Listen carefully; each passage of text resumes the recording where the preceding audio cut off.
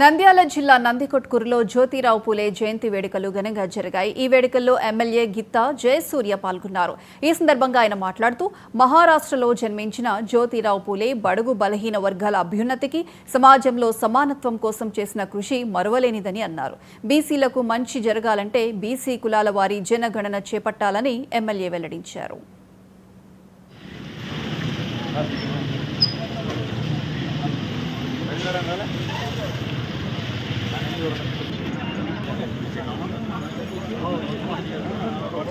అలాగే ఏదైతే ఈనాడు పేద బడుగు బలహీన వర్గాలందరూ కూడా ఇవాళ కేంద్ర ప్రభుత్వం కానివ్వండి, రాష్ట్ర ప్రభుత్వం కానివ్వండి, ఇవాళ ఉన్నటువంటి ట్రిపుల్ ఇంజన్ సర్కార్ మన రాష్ట్రంలో ఉంది.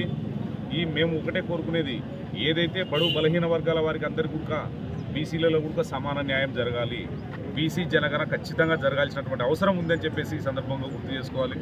ఎందుకంటే మా నాయకులు నరేంద్ర మోడీ గారు కావచ్చు, చంద్రబాబు నాయుడు గారు కావచ్చు, అలాగే పవన్ కళ్యాణ్ గారు కావచ్చు, ఏదైనా కానీ బీసీలకు ప్రాధాన్యత ఇస్తూ పేద ప్రజలకు అందరికీ కూడా అండదండగా ఉన్నటువంటి పార్టీ తెలుగుదేశం పార్టీ.